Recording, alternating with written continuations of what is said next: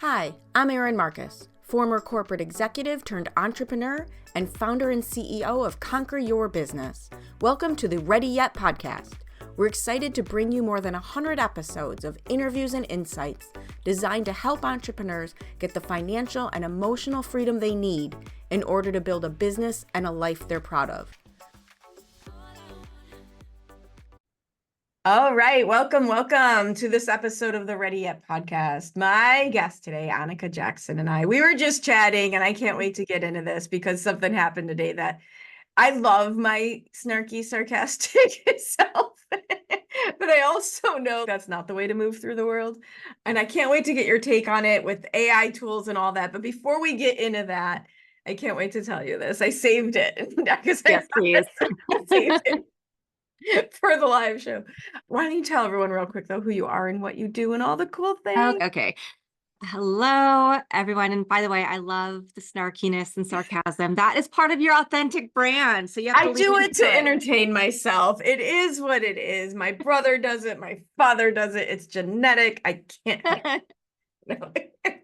So I presently a full-time podcaster, consultant. I do a lot of workshops on brand positioning, marketing, podcasting, AI, and I teach grad school at USC Annenberg in digital media management and PR and advertising. So I wear a lot of hats. Somebody, though, recently told me that I am an innovator. I was like, yes, let's go with that word instead of ADHD, creative mix. I started out in Kansas in a very long time ago. We'll just as a club promoter, promoting DJs, starting when I was in high school, throwing events. We called them raves. They were not rave in the big city sense, but in kind of the smaller Kansas City, smaller city vibe. And that parlayed into move to Chicago, working for KBA Marketing on nightlife promotions for Camel and Smirnoff, and working on Audi and working in nightclubs. And I really moved. That's what I moved up there for. Got tired of the weather. And tell me there's nothing worse, because this is my world. Nothing worse than nightclubs in Chicago in the winter. Yeah. Because you don't bring your coat. No. And then you have to wait for valet. Or I was going around in whatever I was going to wear to work at the club that night to other bars to talk about Smirnoff or Camel, because that's when everybody smoked. Right, that's what we did. And yeah, when you're young, you can be cold for a little bit. But I woke up and went, I made $16,000 last year. I can't stay up until 4 a.m. I need to have a career. So I moved to LA, where I also still worked for KBA Marketing, promoted in Hollywood, but started working in magazine publishing. And that was also warmer. It was also warmer, yeah. And magazines were my area of expertise for several years. Launch marketing publications, everything from dance music magazine called Revolution to official Xbox magazine when Xbox launched. And then I started working on my own agencies and being an entrepreneur in many other spaces. But I always loved the communication, connection. And so when I moved back from San Francisco to LA, then I moved to Houston for 8 years, and I moved back to LA for my third time. Sound like you're like 100 years old. I've had many lives. We started when we were 4. And so at that point, I said, I really just want to be in the comm space. This is what I love doing. Right before the pandemic, started getting a lot of clients, started an agency, ended up, I've had a couple twists and turns the last couple of years.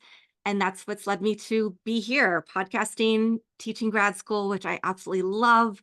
And then being able to figure out curriculums for universities, but also how to best coach people through something that we both love, brand and positioning, brand strategy, through podcasting. And then now the newest part is AI tools, because that's something a lot of small businesses don't know how to use effectively. Yeah. And you talked about being an innovator. The one thing I'll tell you, and I say this because people have pointed it out to me, because I'm also have this crazy background of all over the place. There's themes. If you really look at it, there's themes. One of the best things someone told me is, you're not a procrastinator, you're a percolator. That made me feel much better about myself. Okay, right? I'm using that. Because I'm never late. I always meet deadlines, and my work is quality. So I'm not procrastinating, I'm percolating. So I love that. But one of your themes, it's marketing, but it's really connection. Yeah. And that's real, right? Everything you talked about, whether it was in the club back in the day or whether it's branding workshops and teaching students how to do this, it's really about human connection. 100%. So there's that strong theme. So if we jump into this AI conversation and how does AI fit? I think to me, the biggest don't, one of the biggest don'ts that I see is AI is not a tool that is meant to replace Thank you. in connection. 100%. It is not. I want to hear your story. The funniest thing I think is that a lot of people use bots, chat bots, etc., on LinkedIn, which I love LinkedIn for connection. I make a lot of amazing connections there. Yes. But if you are connecting with me and then your chat bot or whatever is saying the next thing is the sales pitch, no, that is not human connection. That's not Eh, that's not a connection. That's not a client journey. That's not, Nothing. It's no, yeah. And the no. saddest thing though is somebody reached out to me who I hadn't spoken to for a while, and I emailed back and said, I think your chat bot doesn't realize that we've already been talking, and I know you. Right. I knew her like she was in a band with a friend of mine, like way back over 20 years ago, and she's, oh no, that was me. That was just me not paying attention. I'm like, are you sure? And if it was, then that shows you don't remember who I am. And It's almost even action. worse.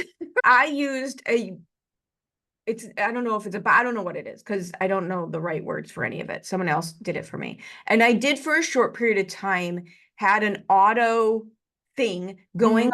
on LinkedIn with a search criteria. It was two questions though. It was literally, hello, I'd love to connect. And how's the business world treating you? And that was it. Mhm. And if it led to amazing conversations, Nice. but let it do the boring, repetitive, you only get 20% response, so you want to bang your head against the wall because it makes you crazy. Let it do that. But it was literally just two questions. And I will tell you, that took the heavy, icky part I hated and Mhm. let me play in the space I love. Yes. And I met amazing people. And that's what AI should do. It should take away the work that we aren't best at and that we don't love doing. And it should give us more creative freedom and license to be in the strategy zone, make the actual human connections. Like for me, I love being able to look at my MailChimp and see the analytics and the results. Great. And that is all machine learning and AI. Yep. People don't realize everything we do, if you buy stuff off of Amazon or if you listen to the Spotify algorithm or Netflix or any video on demand service or you use Siri or Alexa, that is all AI backed.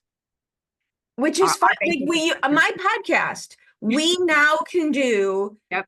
in the podcast production process between the show, getting the first draft, we don't use it, but we get a draft of the description and the title, Mhm. and we are able to highlight things and make reels in about an hour.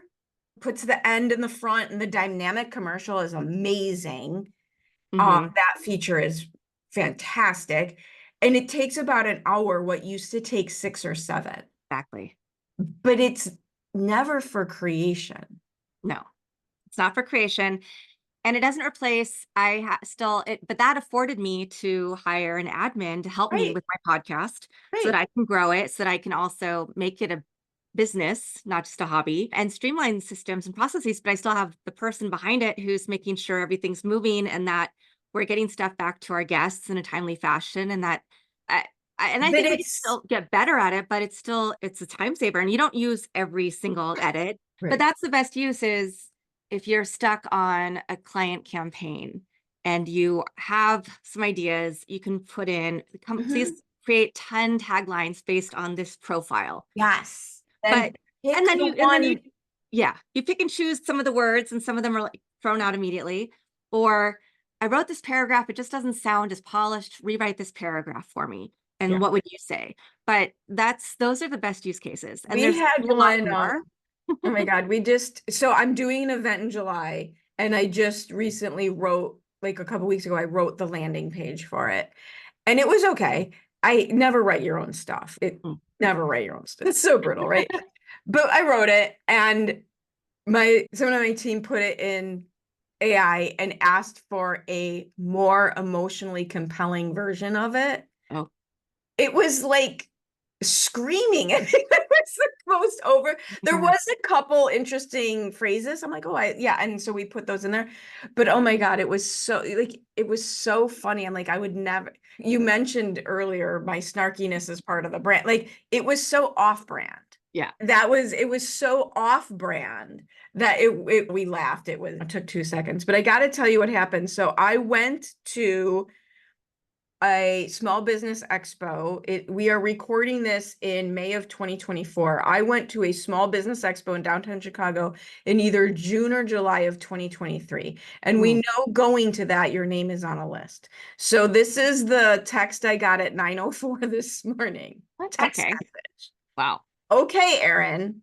This is awesome. This is likely the last time you'll hear from me for about 2 weeks or so.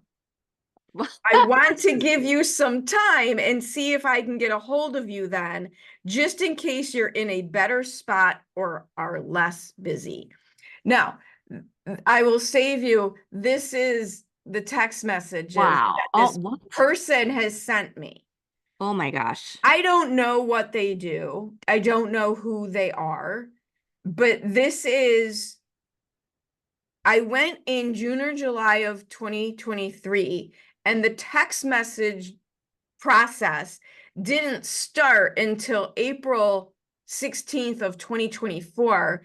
And Oh, now this person has sent me a dozen text messages that I've never replied to. And I'm a big fan of, I guiltily don't unsubscribe because I want them like, and it's not really helping anybody because it's giving them false data. But the line of this is likely the last time you'll hear from me for about 2 weeks or so. yeah, that's And all I could think about is I had a lot of responses. 2 weeks. Oh, yeah, oh, can't wait. How do we make this permanent? And you know that somebody thought it was a good idea Mm. to program a text message a day, every other day Oh for my gosh. 30 days, a year after an expo. What are we doing? No. I've tried using an automatic response in my Meta profile. Like I think it was specifically on my Facebook. And I think it was just like, hey, send us your email address so we can get in touch and schedule a meeting. But not everybody who comments, and it would DM people who commented, but not everybody who comments needs to be somebody I need to set up a meeting with. Some of them are just random people who I Right. know from life or family Right. or you It know, took me years to get my father and my uncle and my aunt to stop being the first person to comment on my business posts. Like, I know you're being supportive, but you have the same bless last their name hearts. and it looks weird. Yeah. Right. Right. That is hilarious. Yeah. So there are ways to make AI better, but you have to be specific. The more specific you can be about the prompts, right? What tone of voice? What kind of are you formal or informal in the way that you speak? There are little things that you put in to create better And if output. someone hasn't But responded to you yeah, then just for 9, 10, 11 yeah, efforts, then that's they're not answering is the answer, right? exactly, exactly. Yeah. And I do get empathetic because I know we're all just trying out there trying to make it work, but somebody's teaching somebody that this is a good idea. It's every disruptive technology, right? There's going to be a lot of people come to market and say that they have the best thing. And it's a continuous thing. There are always going to be people who do that because they make money off of those Right. people. Or maybe they had success for themselves, Mhm. but that's not necessarily replicable. And so it can be really hard to figure out how to dig through and figure out what tools to use or not use. My recommendations are AppSumo has a lot of AI tools. So you can go through and see, oh, this might be one, and it's so inexpensive, right? This might be one I could test, or this one, you're paying a one-time fee under $100. So if you end And up you just deciding, said the key word, test. yes, yes. So you can test them and see if any of them are valuable and if you're not going to break the bank. But every AI expert that I speak to says to go with the big companies, the ones that are spending lots of money, that are proven. OpenAI, you can, for ChatGPT, there are closed ways to close it and create a closed infrastructure just for your brand. Sora, right? Midjourney, Dolly, these are companies that are putting out really great output that is used. It's not foolproof. It still needs human interaction, intervention, but they're getting better and better. And I think a lot more companies are starting to create those ecosystems of, here's one that will really speak in your brand voice. I'm actually testing something out for my podcast where I have all the brand assets in the ecosystem. So that it makes it much easier. And that's going to increase my process Efficiency, even right? more. Yeah. Yeah. I think what do you think about this? Because I know this branding background. I think one of the challenges a lot of small business or entrepreneurs have is they don't have, they're trying to do this, but they don't have a solid foundation to come from. Mm-hmm. They don't have they're not dialed in enough. And so it sounds I call it nobody does the work before going to work. They know they need clients, so they go out to the networking event, but they don't know what they do, how to talk about. They haven't done the work, the heavy lift. It's brutal to sit there and think about your ideal client. Nobody loves doing this. Is not why they went into business. And they're approaching their AI tools with the same shaky foundation. And that's why so many things sound exactly the same, and the same adjectives are used in posts and prompts. And yeah, it doesn't matter if you're starting a podcast, if you're starting a business, whatever you're doing. Because like when I had my PR agency, the number of clients who came and said, I have a website, I have a logo. I'm like, hold on, but what's your brand? What are you trying to share? What's your message? What's your vision for the future? And you might want to tweak this and this. And sometimes they did, and sometimes they didn't. Sometimes they didn't even have a logo, or they wanted to jump from what their brand was to this other place. I'm like, here's the pathway to do Right. that. But you can't just make that leap. You have to make it seem like a very seamless, natural transition. And yeah, we're preaching to the choir. Like, if you don't start with brand first, then nothing is going Nothing's to gonna work. work. It's not going to be on a strong foundation. So where does I actually want to dial this in a specific circumstance because I work with a lot of people who we call it going from me to we. Mhm. They're at the point in their business where they're moving from a very DIY, I built this one step at a time, the only way we can, right? Like we get it, but you get to a point where it's working, but your entire business looks like a patchwork quilt. How do you so it's not like beginner stage, but it's time to become that business owner. Yeah. Where do they go first? What's the most I call it prioritize their dominoes. I know it's always, I think one of the things you have to think about is if you were not in the business today, would the person who's coming in to work with you be able to do everything that you do or enough? Because there are businesses, I've talked to people who have one guy Craig Andrews, dear friend now, who's on my podcast, who was in a coma from COVID, but his company was able to run because his people knew exactly what to do. That's a beautiful story, but that is not a very common story. That's not the goal, right? But especially for somebody like me who always wants to just be creating, I need to have good implementers and organizers and production folks. So I need to have really strong SOPs of, let's actually systemize this and let's make sure that whoever's doing it knows you go from here to here to here. Or if we have this kind of client, here's the onboarding process. And these are the first things that we do with a client. And this is how much time it might take. And having stuff standardized is so important. And it just makes life easier. I know there are some tools in AI that can do that. I haven't used any of those. So yet I still think let the human do it first and then. And I think going back to what we said about coming from a shaky foundation, if you don't have your brand dialed in, Yep. like I tell people, your brand is my definition of a brand is, how do you want people to feel after they've interacted with you? 100%. That's my Yes. sentence version. That doesn't apply to marketing. That applies to marketing and client fulfillment, Mhm. right? It applies to everything. If you want to become this business owner and have other people do things for you, if they don't know how people are supposed to feel after engaging with your company, how are they supposed to do Yeah, their job? exactly. Exactly. You have to have a lot of buy-in. You have to make sure that you have people who are just in it with you, right? Who want to be there and who have the same, maybe they might not have all of the excitement, but they have close to the same level of excitement. No one's going to be as excited about that's a Gary Right. Vee thing, right? Nobody is going to be as excited about your business as you are. And that's Yeah. totally fine. They shouldn't be. They shouldn't be. So I have to ask, this is more a personal journey because I think Yeah. a lot of people go through this. How did you, because you have this, you switched, but you also switched locations. What was your, how did you know what to do next? Oh, geez.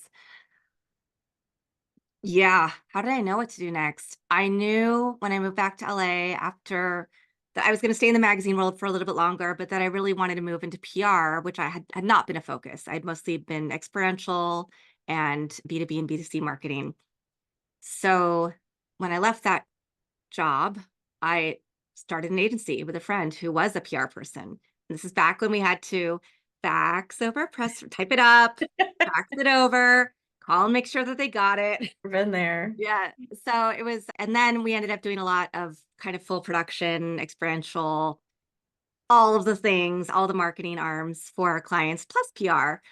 Then I ended up having my daughter, spent a little time away, but at that point got really involved in nonprofit. And so it was an easy jump for me when I got divorced down the road to say, I could work for a nonprofit. I've been a volunteer, but I've understood how to structure different parts. So that was my first job back in the real world, was working for a nonprofit. But at the same time, I'd already been building a company and ended up deciding to leave to go full force into my own business. One actually before that, even I didn't know, but I think sometimes opportunities just present themselves. Yeah. And somebody who worked for a company called Union and Fifth, which no longer exists, unfortunately, but it was designer resale online, but you designate a charity for the money to go to when your clothing sells. So Mm. not a little bit different model. And so Houston is a very philanthropic city. I was involved in a lot of nonprofits and fashion and art and all of those scenes there. So she said, I really need somebody in Houston to represent us, help us connect to these women who have these amazing wardrobes, who want to donate them to charities and to the charities.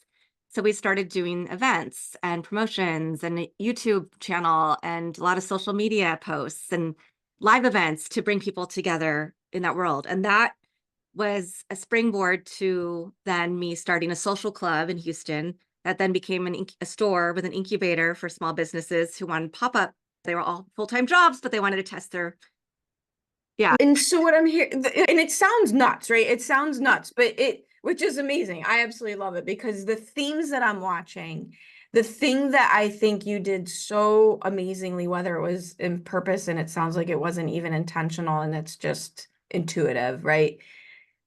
So many people they have an external goal and they think, not, right? And that's the thing, right? Mm-hmm. And I think it's so much. I just recorded a video about this right before we came on here about how do you want to live? What's driving you? What is your desire and what is your intention? And how, when you take that and what you did was partner it with skill set, Mm-hmm. your life becomes an unfolding. Yes. Oh, I love that word. Yeah. And I'm finding people who have done that or are now embracing that. And it seems like such a more, not that there aren't challenges, but it seems like it's such a better journey than not setting goals and not reaching them. I feel like the people who set goals, they go into corporate, they start their own company, but all they do is grind. When they get to the top, like they get to that goal, they're not happy. they're not satisfied because they didn't follow this other path. This other path might take longer to monetization, or especially if you do things like during the pandemic, you hire too many people. We all make I those don't think it mistakes. has to But take longer. I yeah, think it's just, you never know. right. But and for me now, I didn't think when I had a radio show in Houston that was also on Facebook Live. Then I moved back to LA. To clients had me start podcasts for them. They didn't have budgets to sustain and they didn't really have time to pour into the marketing and doing everything effectively. So I started my partners to start your own. I'm an editor. He's in the industry, so he's just do your own. You love talking, and it's going back to that word you said, connection. And Right. that's something that has really helped and served me through all of the different cities I've been in, is being able to form connections really quickly with people and then help other people form connections and get involved. And that's really, I think, my personal brand ethos, my Right. purpose is to create and celebrate and amplify people, help them make those connections and create collaborative opportunities and find their voices where they might think that they don't have one, whether that's by being on a podcast or feeling really comfortable with what they want to pursue and knowing how to speak to a future employer or start their own business, whatever that looks like. It's different for everybody. So what are you seeing as in schools? Yeah. Because my lack of children, and so my observation comes from just what I see. They haven't, we now have two generations who haven't been taught this. Mm, The connection first. mm, And my younger clients are often looking for a process in their business to make money that never requires them to talk to another human being. The one that made me laugh was Domino's. No, Little Caesars. I don't know if you have it. Little Caesars pizza, yeah. right? You get two pizzas. Pizza. My brother and I basically, Gen X here, my new favorite t-shirt is, it says Gen X raised on hose water and neglect. Really, right? That's key. So I remember they came out with a commercial, and I think it might have been pandemic related or whatever, where their entire premise was you can go, like, you have to pick up their pizza because they're so cheap they can't even afford delivery drivers. We used to pay $4 for two pizzas, okay? Wow. And you could order on an online app, and then you could pay online, and then they would put it in the pickup case, Oh, and you just go grab it and leave. oh, wow. So I get the efficiency of the business model, but they literally marketed it to a generation of people who never want to talk to another human Yeah. being, right? They don't want to call and order a pizza because God forbid you talk to another human being. I can say for my grad students, part of the reason they go to USC is the network and the connections they're going to make. Right. It's very emphasized Yes. that it doesn't matter what you do. Most of us meet people, whether it's uh, a romantic partner or a friend group or work opportunities, through our connections. That's how I got, Yeah. to be a professor. It's why my podcast has grown and why I love doing this. So there's that side of things where they really understand the power of connections. And then my daughter is in high school.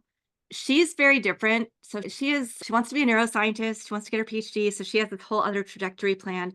So she has a core group of friends, but they're not big on going to all the social activities, and they each have their isms and they all just understand their quirks and love it. And they have text groups, and sometimes they get together in person, which I wish they would do more often. But also it's nice to have the kid that's not like me, that I don't have to worry about. Right, That's exactly. My mother part of what's nice. always said she only wished I had a child who was just like me, Yeah, right? but you might have gotten one who is not like you, like I did. I got the kid who wants to be at home with mom and hang out. But yeah, when she is with people, even as an introvert, she's very good at making conversation. She is good at shaking people's hands, mostly for adults more than kids her age. Think she doesn't have as good of a connection to them because she doesn't really care about dating and Well, and hormones and stuff yet. So I watch my nieces, and my brother and his wife have done a wonder, like his kids are great at it. And then at the same time, I've been at a dinner with a friend whose daughter was with us, and this was like a 19-year-old who Mhm. couldn't order their own meal, Yeah. who wouldn't, right? I'm like, oh, you're not doing your kid any favors by doing this. Yeah.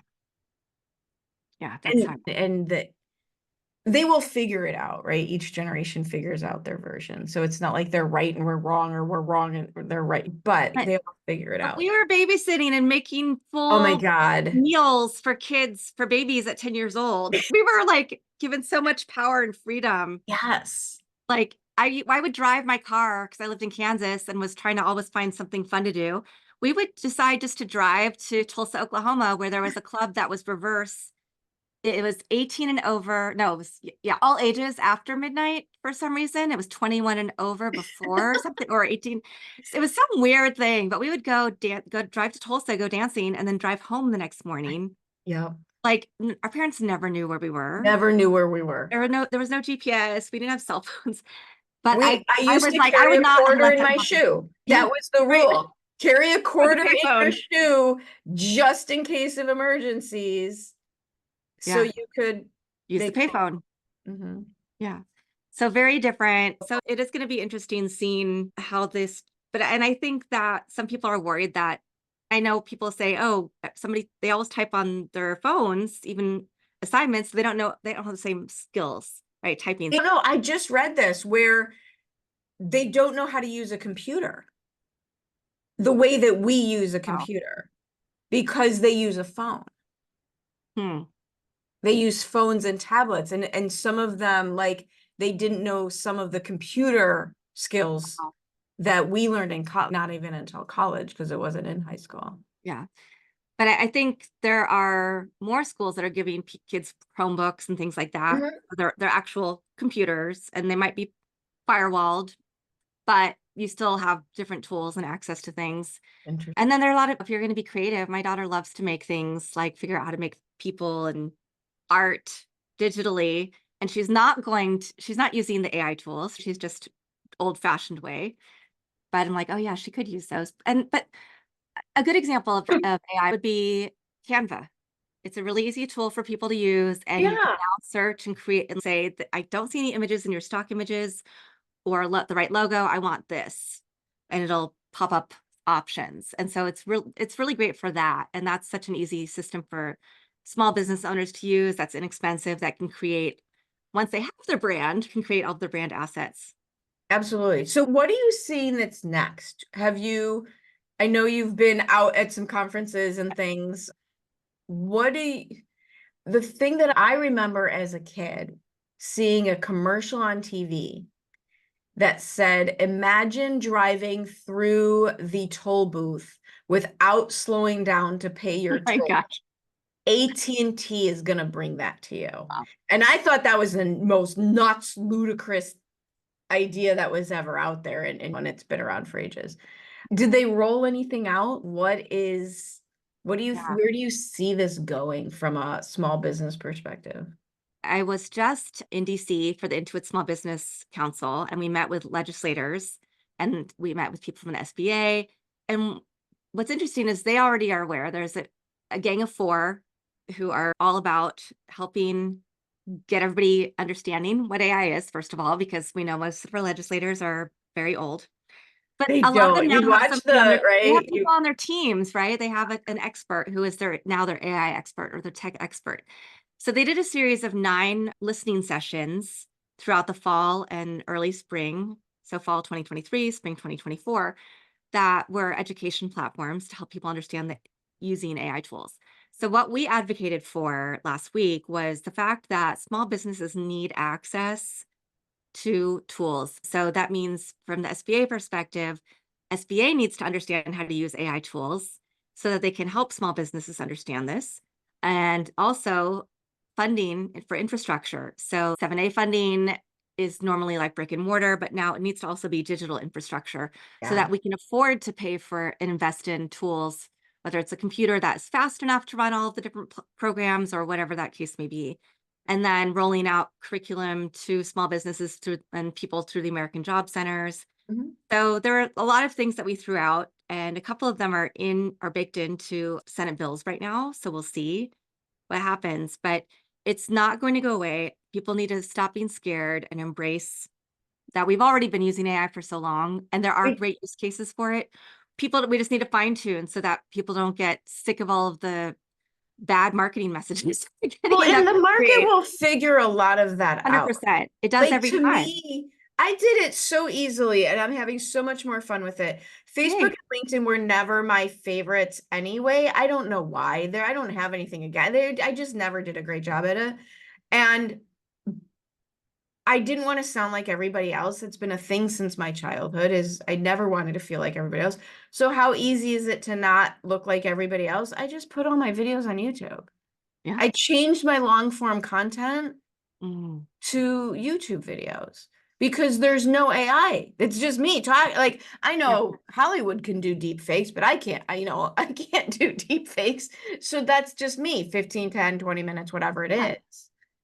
And so I think the marketplace, the people at the top of their game are always going to be needed to press the button and create the standard.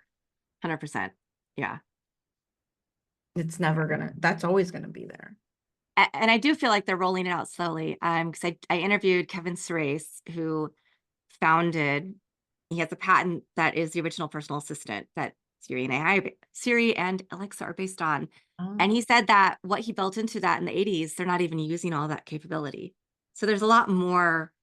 So I feel like this is the slow rollout to get people comfortable. And then they'll be like, and we invented this many decades ago. And now we're going to give this to you because now you're comfortable. He also said that in the future, complete movies will be made with AI. You won't even need actors or sets or all of the below the line people. So I think there's going to be a big shift in some industries, a big change in the jobs, but I think it's going to create other jobs, including for ourselves. There's always going to be need for small business. That's not going to go away. It's just we can be more efficient with our money so that we can then, when we hire people, hire strategists or people who are going to implement and do other things. And we see that over and over again. I've met a lot of people recently, and I don't even know how I got there, but I met a lot of people recently in the entertainment industry. And they're all very frustrated, exactly like you said, because they've lost a lot of jobs because of the strike. First there was COVID, then there was a strike, and now they have no job to go back to because of the AI tools. And I get it from a personal, individual standpoint, that's brutal. But we've seen this over and over again in other industries when Zillow came out, and now you didn't need your realtor to find you a house.